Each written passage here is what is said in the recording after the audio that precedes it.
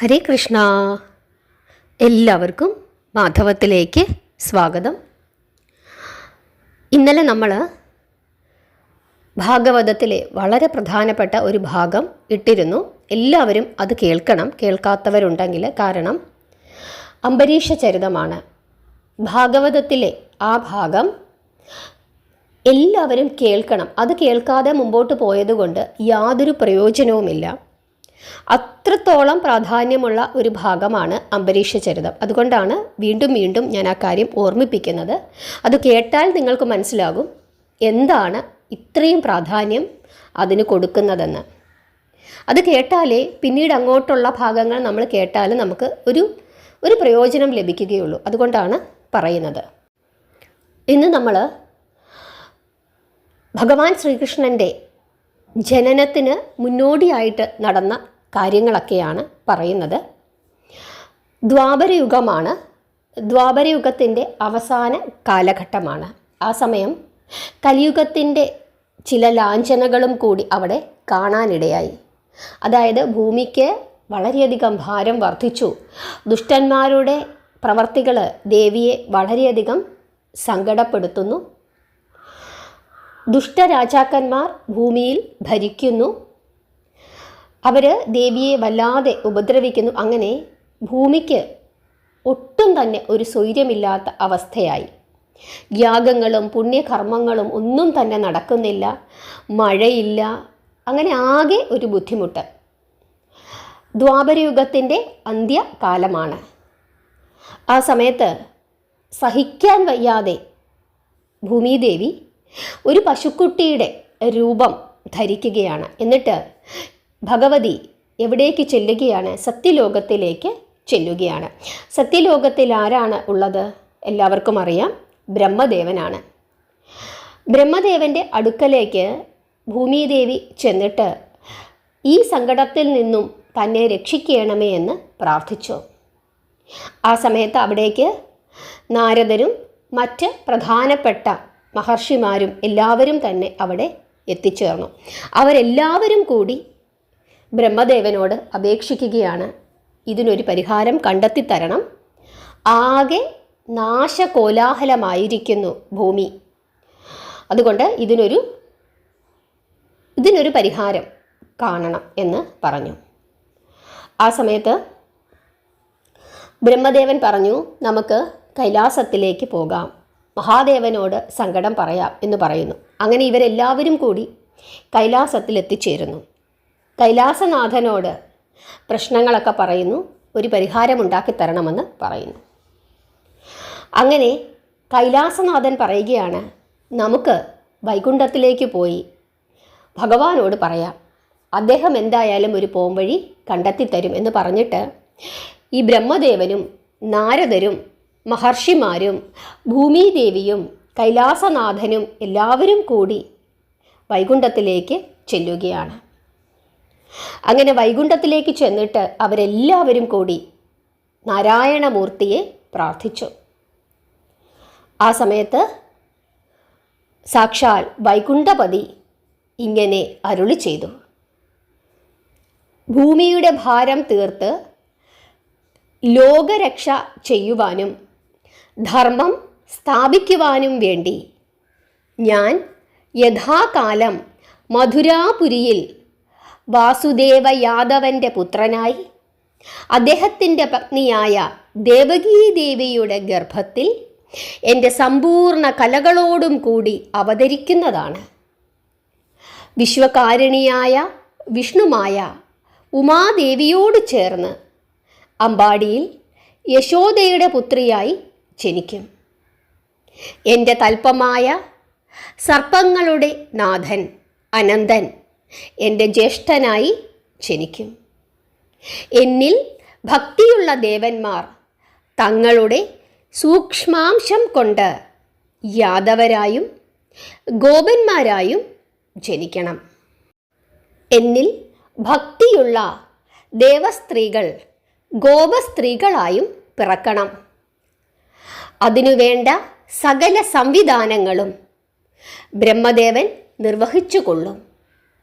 ഇങ്ങനെ ശ്രീനാരായണമൂർത്തി വൈകുണ്ഠനാഥൻ അരുളി ചെയ്തു. അതിനുശേഷം അദ്ദേഹം പള്ളിനിദ്രയിൽ ലയിച്ചു. അദ്ദേഹത്തിൻ്റെ ഇപ്രകാരമുള്ള വാക്കുകൾ കേട്ടപ്പോൾ എല്ലാവരും തന്നെ ആനന്ദിച്ചു. ഭൂമിദേവിക്ക് ആശ്വാസമായി. എന്നിട്ട് എല്ലാവരും കൂടി അവരവരുടെ ആലയങ്ങളിലേക്ക് പോവുകയും ചെയ്തു. ഭഗവാൻ അവതരിക്കാൻ തീരുമാനിച്ചിരിക്കുന്നു. അതിനു മുന്നോടിയായിട്ട് ദേവന്മാരും ദേവസ്ത്രീകളും എല്ലാവരും തന്നെ ബ്രഹ്മദേവൻ നിശ്ചയിച്ച പ്രകാരമുള്ള ജന്മം എടുക്കുകയും യഥാകാലങ്ങളിൽ യഥാസ്ഥലങ്ങളിൽ അവർ ജനിക്കുകയും ചെയ്തു. അതായത് ഈ ഗോപന്മാരും ഗോപസ്ത്രീകളും ഒക്കെ തന്നെ ഭഗവാനോട് ഭക്തിയുള്ള ദേവന്മാരും ദേവസ്ത്രീകളുമാണ്. അവർ ഭൂമിയിൽ ജന്മമെടുത്തതാണ് എന്നാണ് അർത്ഥം. അതിനുശേഷം മായാദേവിയുടെ സഹായത്താൽ അവർ തങ്ങൾ ആരാണെന്ന് എന്നുള്ള ആ യാഥാർത്ഥ്യം മറന്നു പോവുകയും ചെയ്തു. അങ്ങനെ കാലം കഴിഞ്ഞു. ഭഗവാന്റെ അവതാരത്തിനുള്ള കാലം അടുത്തു. ആ സമയത്താണ് ദേവകൻ എന്ന യാദവൻ, ആ യാദവൻ്റെ ഇളയ പുത്രിയായ ദേവകി വിവാഹപ്രായത്തിൽ എത്തിച്ചേർന്നു. അതിസുന്ദരിയായിരുന്നു. അവളുടെ വിവാഹം അത്യാഡംബരപൂർവം നടത്തുവാൻ അപ്പോഴത്തെ രാജാവായിരുന്ന കംസൻ ഉറപ്പിച്ചു. കംസൻ ആരാണ്? ദേവകിയുടെ സഹോദരനാണ്. ഇപ്പോൾ നിങ്ങൾക്ക് തോന്നും, ഞാനിവിടെ പറഞ്ഞു ദേവകൻ എന്ന യാദവൻ്റെ പുത്രിയാണ് ദേവകി എന്ന്. നിങ്ങൾ കേട്ടിട്ടുണ്ടാവും ഉഗ്രസേനൻ്റെ പുത്രനാണ് കംസൻ എന്ന്. അപ്പോൾ ഇവർ തമ്മിൽ എങ്ങനെയാണ് സഹോദരനും സഹോദരിയുമാകുന്നത് എന്നൊരു തോന്നൽ നിങ്ങൾക്കുണ്ടായാൽ അതിൻ്റെ ഉത്തരമാണ് കേട്ടുകൊള്ളുക. ഉഗ്രസേന മഹാരാജാവിൻ്റെ ജ്യേഷ്ഠനാണ് ദേവകൻ. ഈ ദേവകന് ദേവൻ, ഉപദേവൻ, സുദേവൻ, ദേവവർദ്ധനൻ എന്ന 4 പുത്രന്മാരും ശ്രുതദേവി, ശാന്തിദേവി, ശ്രീദേവി, ദേവരക്ഷിത, സഹദേവി, ദേവകി എന്നീ 7 പുത്രിമാരും ഉണ്ടായി. ദേവകൻ്റെ ഈ 7 പുത്രിമാരെയും വിവാഹം കഴിച്ചത് ആരാണ്? വാസുദേവരാണ്. ഇക്കാര്യം ഒന്ന് ഓർത്തുകൊള്ളുക. അങ്ങനെ കംസൻ ദേവകിയുടെ സഹോദരനാണ്. അങ്ങനെയാണ് ആ ബന്ധം. അങ്ങനെ കംസൻ വളരെ ആഡംബരത്തോടു കൂടി ദേവകിയുടെ വിവാഹം നടത്തുന്നതിനായിട്ട് തീരുമാനിച്ചു. ആ സമയത്ത് ഉഗ്രസേനനല്ല രാജാവ്. അങ്ങനെ ദേവകിയെ വസുദേവരെ കൊണ്ട് വിവാഹം കഴിപ്പിച്ചു കൊടുക്കാനായിട്ടാണ് കംസൻ തീരുമാനിക്കുന്നത്. പിതാവായ ഉഗ്രസേനനോ ദേവകിയുടെ പിതാവായ ദേവകനോ യാതൊരു എതിർപ്പും പറഞ്ഞില്ല. ഭോജരാജാവിൻ്റെ മോടിക്കും പദവിക്കും പ്രതാപത്തിനും അനുയോജ്യമായ വിധം വളരെ കെങ്കേമമായിട്ടാണ് കംസൻ ആ കല്യാണം നടത്തിയത്. അനവധി രാജാക്കന്മാരെയും പൗരപ്രമുഖരെയും മഹർഷിമാരെയും എല്ലാവരെയും വിളിച്ചിട്ട് വളരെ മോടിയോടുകൂടി ഒരു ശുഭമുഹൂർത്തത്തിൽ ദേവകിയുടെയും വാസുദേവരുടെയും വിവാഹം നടത്തി. വളരെ വിപുലമായ ഒരു സർവാണി സദ്യ തന്നെയാണ് നടത്തിയത്. ദക്ഷിണകളും ദാനങ്ങളും എല്ലാം തന്നെ നടത്തി. വരദക്ഷിണയായിട്ട് സ്വർണ്ണ തലേക്കെട്ടണിഞ്ഞ 400 ആനകളെയും 14,000 കുതിരകളെയും 16,000 തേരുകളെയും 200 ദാസികളെയും 16,000 പശുക്കളെയും സ്വർണം കൊണ്ടും വെള്ളി കൊണ്ടുമുള്ള പലതരത്തിലുള്ള വിശേഷപ്പെട്ട പാത്രങ്ങളും ശയ്യോപകരണങ്ങളും അതുപോലെ തന്നെ ഒട്ടനവധി പട്ടുവസ്ത്രങ്ങളും സ്വർണ്ണാഭരണങ്ങളും ഒക്കെ തന്നെ കംസൻ വസുദേവർക്ക് കൊടുക്കുകയാണ്. അങ്ങനെ കല്യാണത്തിൻ്റെ ചടങ്ങുകളെല്ലാം കഴിഞ്ഞു. വധുവിനെ വരൻ്റെ വീട്ടിലേക്ക് കൂട്ടിക്കൊണ്ടു പോകുന്നതിനുള്ള സമയമായി. അത് വലിയൊരു ആഘോഷം, ഒരു ഘോഷയാത്രയായിട്ടാണ് വധുവിനെ ഇങ്ങനെ വരൻ്റെ വീട്ടിലേക്ക് കൊണ്ടുപോകേണ്ടത്. ദേവകിയോട് വലിയ സ്നേഹമാണ് കംസന്.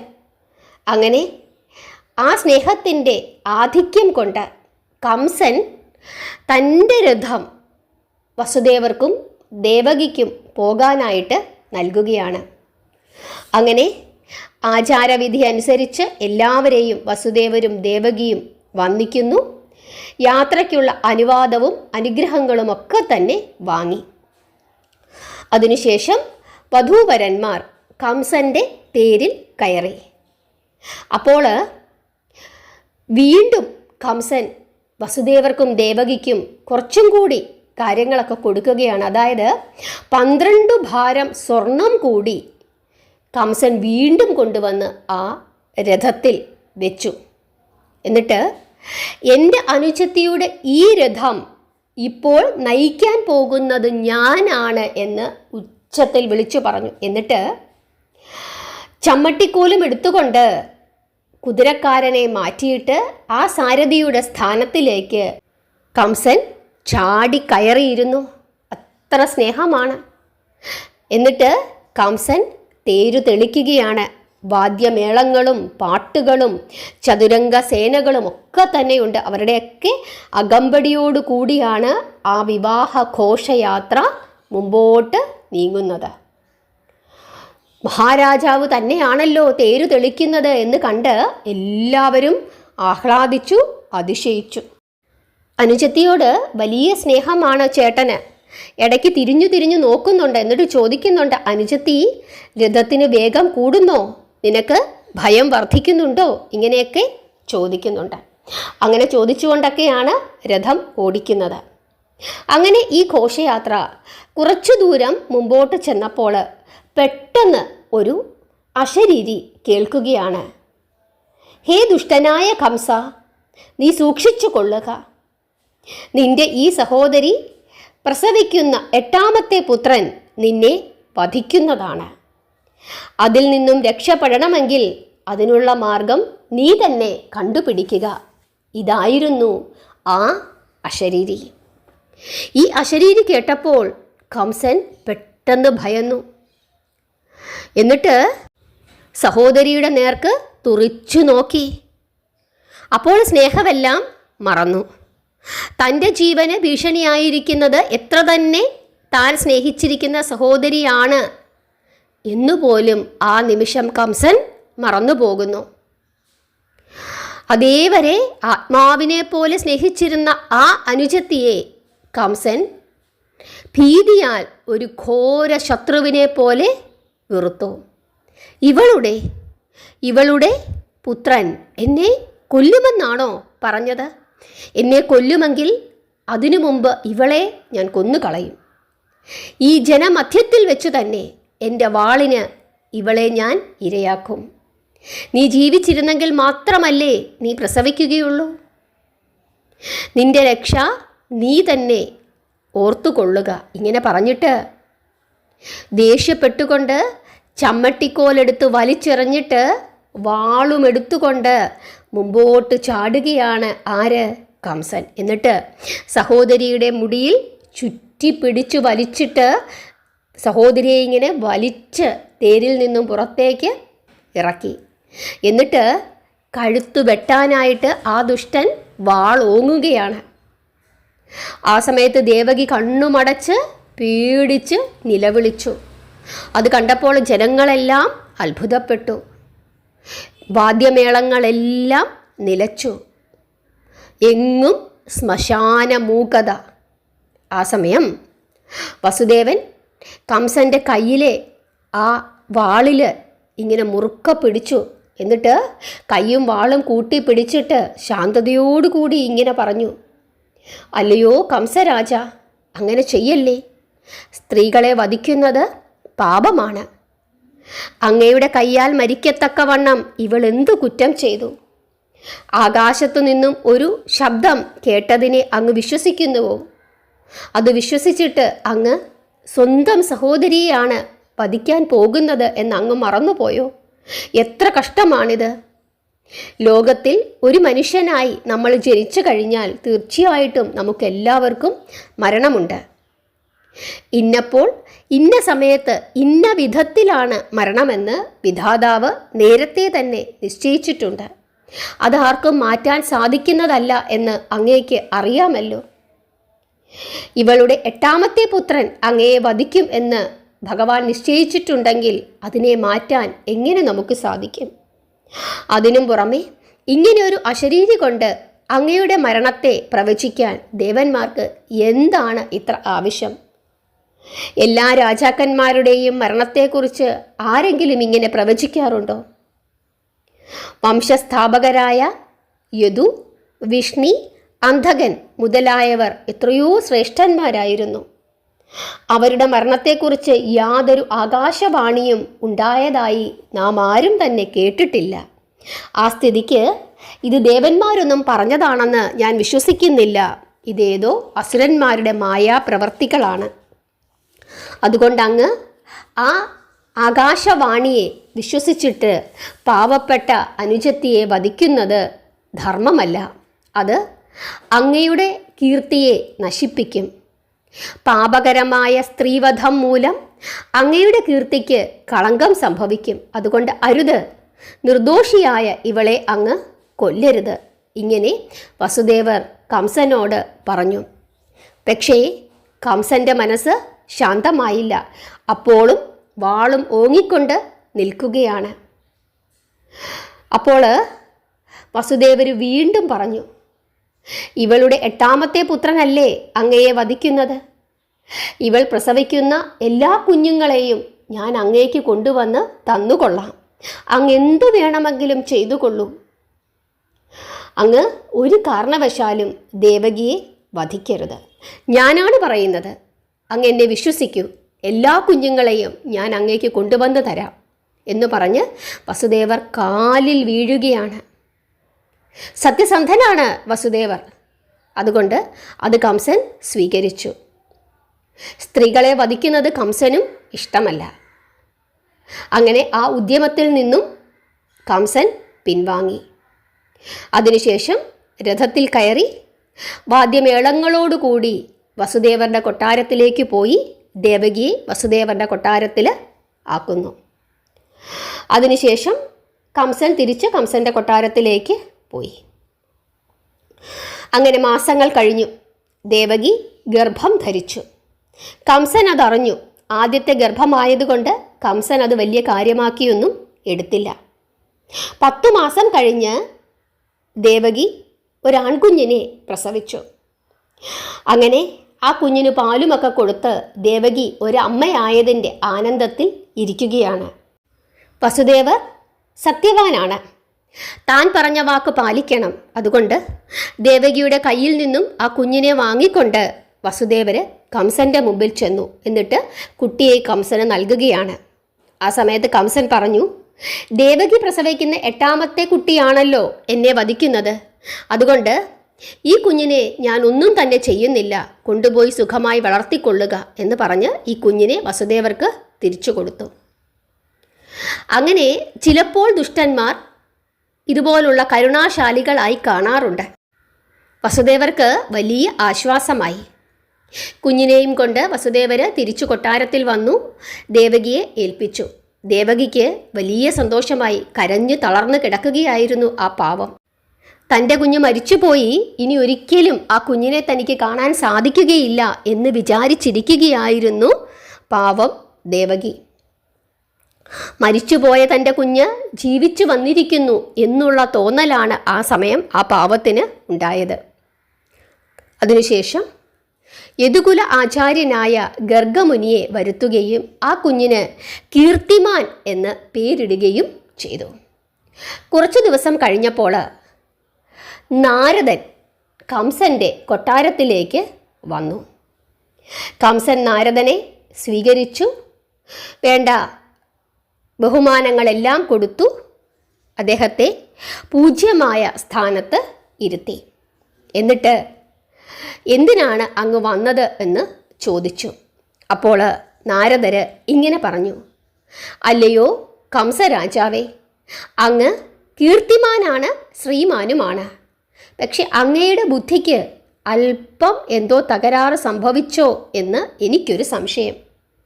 അങ്ങയുടെ സഹോദരി പ്രസവിക്കുന്ന 8ാമത്തെ പുത്രൻ അങ്ങയെ വധിക്കുമെന്നാണല്ലോ അങ്ങ് കേട്ട അശരീരി. മുൻ ജന്മത്തിൽ കാലനേമി എന്ന അസുരനായിരുന്നു അങ്ങ്. അതായത് ആരായിരുന്നു മുൻജന്മത്തിൽ കംസൻ?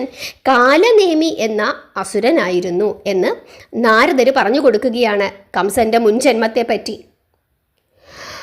അങ്ങനെ ദേവാംശം കൊണ്ട് ദേവകീദേവിയുടെ പുത്രന്മാരായി പിറക്കുന്നവർക്കെല്ലാം അങ്ങ് ആരു തന്നെയാണ്? ശത്രു തന്നെയാണ്. 8ാമത്തെ പുത്രൻ അങ്ങയെ വധിക്കും എന്ന് പറഞ്ഞു എങ്കിലും അതിനു മുമ്പ് ജനിക്കുന്ന ആ 8ാമത്തെ പുത്രൻ്റെ സഹോദരന്മാർക്ക് എല്ലാവർക്കും തന്നെ അങ്ങ് ശത്രുവാണ്. അതിനാൽ അങ്ങയെ വധിക്കാൻ 8ാമത്തെ പുത്രൻ തന്നെ വേണമെന്നില്ല. ഏതു പുത്രൻ വേണമെങ്കിലും അങ്ങയെ വധിച്ചേക്കാം. അതിനും പുറമേ 8ാമത്തെ പുത്രൻ തന്നെയാണ് അങ്ങയെ വധിക്കുന്നതെങ്കിൽ അവൻ്റെ ജ്യേഷ്ഠന്മാരായ 7 പേരും അപ്പോൾ അവന് സഹായമായി നിൽക്കില്ലേ? അങ്ങ് ഇതൊക്കെ എന്തുകൊണ്ട് ആലോചിക്കുന്നില്ല? അതുകൊണ്ടാണ് എനിക്ക് തോന്നിയത് അങ്ങയ്ക്ക് എന്തോ ബുദ്ധിക്ക് തകരാറ് സംഭവിച്ചിരിക്കുന്നു. ഇങ്ങനെ നാരദര് ആരോട് പറയുകയാണ്? കംസനോട് പറയുകയാണ്. കംസൻ അപ്പോൾ ആലോചിക്കുകയാണ്, നാരദൻ ഏഷണിക്കാരനാണ്, അതുകൊണ്ട് പൂർണ്ണമായും അങ്ങ് വിശ്വസിക്കണ്ട. അപ്പോൾ നാരദർക്ക് മനസ്സിലാവുകയാണ് കംസൻ ഇങ്ങനെയാണ് ചിന്തിക്കുന്നതെന്ന്. അപ്പോൾ നാരദര് തിരുത്തി, ഞാൻ ഏഷണിക്കാരൻ തന്നെയാണ്, പക്ഷെ അങ്ങ് ഞാൻ പറഞ്ഞ കാര്യമൊന്ന് ആലോചിച്ചു നോക്കുക. നല്ലത് നടക്കണം എന്ന ഉദ്ദേശം മാത്രമേ എനിക്കുള്ളൂ എന്ന് വീണ്ടും നാരദര് പറയുന്നു. എന്ന് പറഞ്ഞിട്ട് നാരദര് പെട്ടെന്ന് തന്നെ അവിടുന്ന് അങ്ങ് പോയി. അപ്പോഴാണ് കംസൻ ഇരുന്നൊന്ന് ആലോചിച്ചത്, ഏഷണിക്കാരനാണ്, പക്ഷേ ഇപ്പോൾ പറഞ്ഞതിൽ ചില കാര്യങ്ങളില്ലേ എന്ന്. കുഞ്ഞിനെ കൊടുത്തുവിട്ടത് അബദ്ധമായിപ്പോയി എന്നൊക്കെ കംസന് തോന്നുകയാണ്. എന്നിട്ട് പെട്ടെന്ന് കംസൻ എന്തു ചെയ്യുകയാണ്? അലറിക്കൊണ്ട് ചാടി എഴുന്നേറ്റു. എന്നിട്ട് ഒരു മദയാനയെ പോലെ ഓടിപ്പാഞ്ഞ് സഹോദരിയുടെ അടുക്കലേക്ക് എത്തി. എന്നിട്ട് സഹോദരിയുടെ മുറിയിൽ തൊട്ടിലിൽ കിടന്നുറങ്ങുകയായിരുന്നു ആര്? ആ കൊച്ചുകുഞ്ഞ്. ആ കൊച്ചുകുഞ്ഞിനെ കാലിൽ പിടിച്ച് തൂക്കിയെടുത്തിട്ട് പുറത്തേക്ക് കൊണ്ടുവന്നു. എന്നിട്ട് ഒരു വട്ടപ്പാറയുടെ മേൽ ഒരു അലക്കുകാരൻ എങ്ങനെയാണോ വസ്ത്രം അലക്കുന്നത് അതുപോലെ ആഞ്ഞടിച്ചു. ആ കൊച്ചു കുഞ്ഞിൻ്റെ രക്തവും തലച്ചോറുമെല്ലാം ചിതറിപ്പോയി. അതുകൊണ്ട് മാത്രമായില്ല, വീണ്ടും ഒരു കൃത്യം കൂടി കംസൻ ചെയ്യുകയാണ്. ദേവകിയെയും വസുദേവരെയും ചങ്ങലക്കിട്ട് പൂട്ടി കാരാഗ്രഹത്തിലാക്കി. അതിനുശേഷം 18 മാസം ഇടവിട്ട് ദേവകി 5 പുത്രന്മാരെ കൂടി പ്രസവിച്ചു. ആ 5 കുഞ്ഞുങ്ങളുടെയും അനുഭവം ഒന്നു തന്നെയായിരുന്നു. ആദ്യത്തെ കുഞ്ഞിനെ കൊന്നതുപോലെ തന്നെ ബാക്കിയുള്ള 5 കുഞ്ഞുങ്ങളെയും കംസൻ കൊന്നുകളഞ്ഞു. നിലത്തടിച്ച് കൊല്ലുകയായിരുന്നു. സ്വന്തം സുഖത്തിനു വേണ്ടി മാതാപിതാക്കളെ പോലും കഠിനമായി ദ്രോഹിക്കുന്ന പുത്രന്മാരുണ്ട്. അവരെ ഉപദേശിക്കുന്നവൻ ആരാണോ അവനെ ഉപദേശിക്കാൻ വരുന്നത് അവരൊക്കെ തന്നെ അവൻ്റെ ശത്രുവും ആകാറുണ്ട്. കംസന്റെ സ്വഭാവം ഏതാണ്ട് ഇതേ വിധത്തിലായിരുന്നു. പിതാവായ ഉഗ്രസേനൻ പാപപ്രവർത്തികൾ ചെയ്യരുത് എന്ന് മകനെ ഉപദേശിച്ചു. അതോടുകൂടി അച്ഛൻ മകന് ശത്രുവായി. അതിൻ്റെ ഫലം എന്താണ്? ആ വൃദ്ധനായ തൻ്റെ അച്ഛനെ കൂടി കാരാഗ്രഹത്തിലിട്ട് കംസൻ പൂട്ടിക്കളഞ്ഞു. ദാനവാംശം കൊണ്ട് പിറന്നവരും ദുഷ്ടന്മാരുമായ പ്രബലൻ, ചാണൂരൻ, മുഷ്ടികൻ, തൃണാവർത്തൻ, അരിഷ്ടകൻ, കേശി, ധേനുകൻ, ബഗൻ, അഘാസുരൻ, പൂതന ഇങ്ങനെയുള്ള ദുഷ്ടകൾ, അസുരന്മാർ ഇവരെല്ലാവരും തന്നെ കംസൻ്റെ സുഹൃത്തുക്കളായി മാറി. അവരെ എല്ലാവരെയും തന്നെ കംസൻ തൻ്റെ അംഗരക്ഷകരായി നിയോഗിക്കുകയും ചെയ്തു. അവർ രാജ്യത്ത് നടന്ന് നടന്ന് പാവങ്ങളെയെല്ലാം നിരന്തരം ഉപദ്രവിച്ചു കൊണ്ടേയിരുന്നു. പലരും കംസൻ്റെ ഉപദ്രവം സഹിക്കവയ്യാതെ മധുര വിട്ടിട്ട് കോസലം, വിദേഹം, നിഷദം, വിദർഭം തുടങ്ങിയ അയൽ രാജ്യങ്ങളിലൊക്കെ തന്നെ അഭയം പ്രാപിക്കുകയും ചെയ്തു.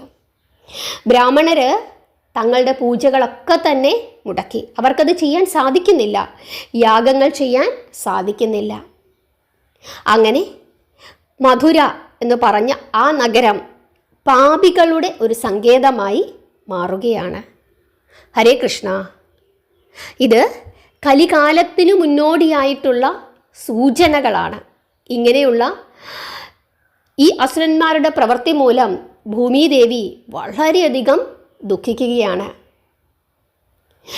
ഈ തരത്തിലുള്ള അസുരന്മാരുടെ പ്രവർത്തികൾ അവസാനിപ്പിക്കുന്നതിനു വേണ്ടി ജഗന്നാഥനായ സാക്ഷാൽ ശ്രീപതി അവതരിക്കാൻ പോവുകയാണ്, ദേവകിയുടെയും വസുദേവരുടെയും പുത്രനായി.